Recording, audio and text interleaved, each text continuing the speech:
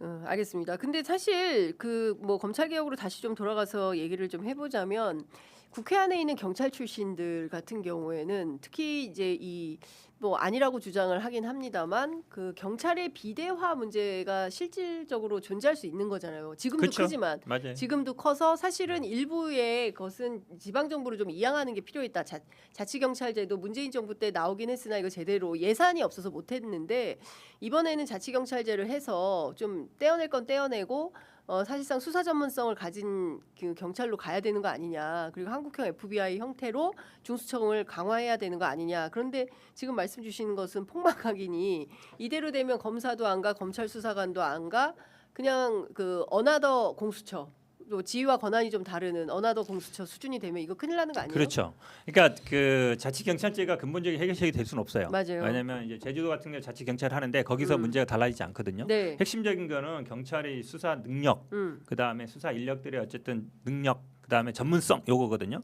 그거는 뭐 우리 법조 실무에 있는 분들은 대부분 다 알아요. 경찰이 제대로 되지도 않고 결정문도 제대로 안 나오고 결과도 안 나오고 사실은 제대로 수사도 안 되고 있고 네. 그 부분은 다 아는데 그러면 이걸 어떻게 해결할 거냐. 지금 검찰이 어쨌든 검사와 수사관들이 수사 능력이 있는 건 맞거든요. 네. 이게 중간 단계에 있는데 저는 오히려 이번 기회에 이게 공수처, 중수청 나눠서 검찰 조직을 떼놓고 별도 만들 게 아니라 네. 이 검찰에 있는 수사 인력들과 경찰의 이 수사 능력 미진한 거를 하나로 합치자. 합치자. 나는 그게 능력이라고 봐요. 차라리, 그래서 예. 검사라든지 수사관들이 경찰하고 하나의 조직에서 수사를 할 수 있게 하는 게 네. 저는 답이라 보거든요. 그 방향으로 가야 되고 미국식 FBI도 마찬가지고. 네. 그러면 어떻게 할 거냐? 그러니까 국가 지금 수사본부 있지만 그냥 경찰 그대로예요. 네. 그 사람들 그대로거든요. 간판만 다른 거예요. 특별히 뭐 능력이 나아진 게 없어요.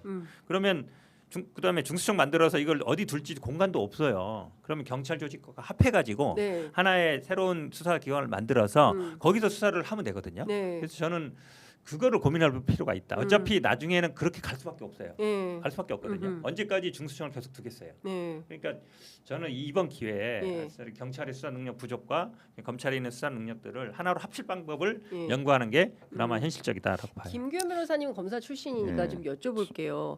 그 사실은 전체 2,300명 검사들하고 6천 몇백 명의 이제 수사관들이 수사관들. 있어서 총합 뭐 8,000명 이상 이제 검찰 인력이 있다는 건데 이 사람들은 어떻게 할 거냐 현실적으로 다 안 가면 그분들은 그러면은 공소청에 계속 남아 있을 수도 없는 거 아니에요? 그렇죠. 그래서 네. 사실은 중수청을 만드는 목적 중에 큰 것 중에 하나가 그런 현실론입니다. 네. 이 사람들이 갈 곳을 만들어줘야 될 예. 거잖아요. 근데 이 사람들 당장 그러면 경찰로 보내자 이런 말도 있는데 네. 근데 그거는 수사사법관 논란에서 나온 게 그거였잖아요. 검사가 중수청으로 가 수사관이 되면 몇 급 줄 거냐. 네. 여기서 나온 게 수사사법관이거든요. 예. 그러면 경찰 체계하고 검찰 수사관 직급 체계가 또 다른데 그럼 검찰 수사관들이 경찰로 가면 네. 뭐 줄 겁니까? 경위, 뭐 경감 다 있잖아요. 네. 거기 똑같은 문제가 생기는 거예요. 그리고 어느 뭐 질적으로 당장 동화되기도 이것이 힘들고 그것도 그렇기 싫고. 때문에 현실론적으로는 일단 중수청으로 옮겨야 네, 된다라는 예, 예. 것이고요.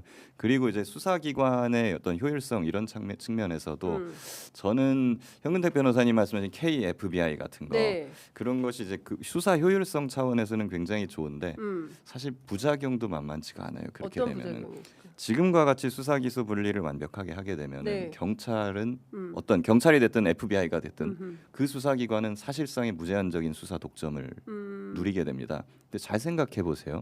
제 이 이름을 한번 들어보고 그렇게 가는 게 맞는지 한번 생각해 네. 보세요. 이철규, 이만희, 김석기, 김종양, 서천호, 서범수, 윤재옥, 안 될 것 같은데. 조지호. 김봉식? 네. 이 사람들한테 그 수사 독점권을 그 무제한적으로 주는 게 맞을까요? 그렇기 때문에 사실 경찰이든 검찰이든 수사 기관들끼리도 사실 견제와 균형이라는 게 사실 굉장히 중요합니다. 그렇기 때문에 사실 수사 기관도 미국식으로 가면 쪼개는 게 맞는 것 같아요. 전문 분야로 요즘 범죄가 굉장히 복잡화되고 있거든요. 네. 그렇기 때문에 옛날에는 한 수사관이 나는 보이스피싱 수사도 하다가 뭐 성폭행 수사도 하다가 다 했어요. 예. 옛날에는 다 비슷했거든요. 이게 네. 수사라는 게. 근데 요즘은 그게 안 돼요. 예, 너무 복잡화돼 가지고 어느 전문 분야가 이제는 굉장히 중요해졌거든요. 그렇기 때문에 이제 이렇게 가면은 결국에는 분야별 수사기관을 여러 개 네. 만드는 것도 ha나의 대안이 될 수 있겠다라는 생각이 들고. 백과쟁명식 대안이 나올 그렇죠. 수밖에 없네요. 그렇게 되면은 수사기관들이 여러 개 생기면은 좋은 게 음. 서로 경쟁을 하고 네. 균형 견제를 하게 되면서 거기서 자연스럽게 어떤 권한 오남용이라는 거 이런 문제가 시정되게 만들 수도 네. 있습니다. 지금 우리가 공수처 봤지만 공수처를 만들어놨는데 수사 능력이 없으니까 형편없잖아요. 성과라는 게 돈은 돈대로 몇백억씩 지금 쓰면서. 아시는 것처럼 수사가 지금 공수처 하죠, 특검 하죠, 검찰에서도 하죠, 네. 경찰에서도 하죠. 네. 굉장히 복잡한 과도기니까 그럴 수는 있는데 저도 말씀처럼 경찰이 수사를 전부하고 독점하면 문제가 생긴다고 봐요. 네. 지금 말씀하시는 뿐만 아니라 경찰이 어쨌든 수사라든지 정치적으로나 아니면 재벌 수사나 이런 경험이 없단 말이죠. 네. 그럼 저는 이 네 개 중에 공수처, 특검, 검찰, 경찰 이렇게 네 개 있는데 결국은 아마 특검이 하는 역할을 공수처를 확대해서 좀 받아는 수밖에 없어요. 지금 특검이 하는 역할을. 네. 왜냐하면 약간 특수수사라든지 아니면 전문 수사 영역이기 때문에 그래서 공수처를 강화해서 현재 특검하는 일들을 어느 정도 그쪽으로 가고 그 다음에 경찰, 검찰이 하는 일들을 수사 인력은 하나로 만들어내는. 그래서 물론 아주 여러 개 있어도 좋지만 저는 2개 정도나 아니면 3개 정도, 둘 정도가 적당하다고 보거든요. 네. 셋 되면 서로 또 핑퐁할 우려가 있어요. 둘은 견제가 되거든요. 예. 그래서 큰 틀로 보면 약간 공수처와 특검 부분 하는 분들을 공수처를 강화하는 방향으로 가고 예. 그다음에 경찰하고 검찰은 그 중간 지대쯤에서 어떤 한국형 FBI를 만드는 방식으로 가고 그렇게 가면 저는 되지 않을까라고 개인적으로는 생각해요. 아휴, 답답합니다. 어쨌든 지금 뭐 다음 주에 또 토론회 공청회 있으니까요. 뭐 그런 상황 보면서 저희가 종합을 좀 해보도록 하겠습니다. 현실론도 있고 분명히. 그렇죠. 예. 사실은 지금 뭐 여기서 또 갑자기 보안 수사 얘기까지도 막 지금 요즘 튀고 나오고. 있는데 이 모든 것들을 통합해 보면 사실 이재명 대통령이 제일 골치가 아플 거거든요. 이재명 대통령이 그 기자회견에서 얘기했잖아요. 그럼 수사 기소 다 분리한다. 네. 검찰은 손 떼라. 예. 그럼 경찰은 믿을 수가 있느냐? 예, 그렇기 때문에 이 문제는 아주 치밀하고 감정을 배제한 채로 그렇죠. 철저하게 예. 해야 된다라고 말씀을 하신 게 사실 그런 고민에서 비롯된 거거든요. 그러니까 현실론이 분명히 존재하고 어떻게 하면 그렇죠. 견제와 균형을 맞출 거냐. 그리고- 그리고 유능한 정부의 제1 원칙이 막 중요 사건 다 놓쳐버리고 그런 거에 대한 좀 그런 우려가 있는 것 문제도 같더라고요. 있고 경찰의 부실 부실 수사나 아니면 사건 암장 이런 문제도 있고요. 사실 이거를 실무적으로 들어가서 수사 기소를 완전히 분리해 보려고 하면은 이게 무자르듯이 안 잘려요. 근데 그런 것도 있고 또 다른 한편에서는 기본적으로는 좀 뭐라고 해야 되냐 검찰의 어떤 경찰 무시 이런 것도 있는 것 같아요. 맞아요. 수사 그런 능력에 부분. 대해서 경찰을 잘 못 믿는 것 같다.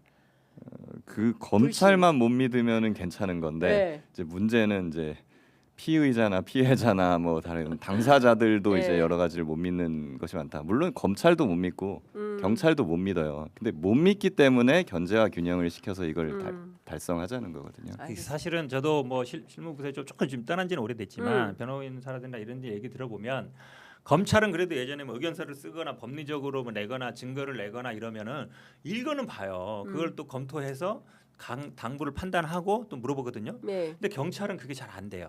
법리적으로라든지 아니면 판례를 제시하거나 보통 변호인들이 그 역할이니까 네.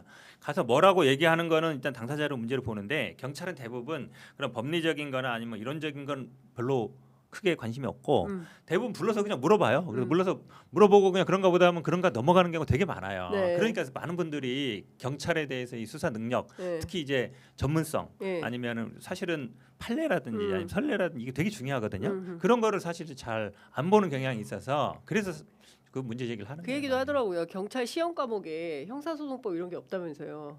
요즘에는 요즘에는 있어요. 다시 생겼어요. 다시 생겼어요. 예, 옛날에 없었죠. 막 그래서 어. 국영수만 보고 뭐 들어온 국영수만 보고 순경 막 있었어요. 예.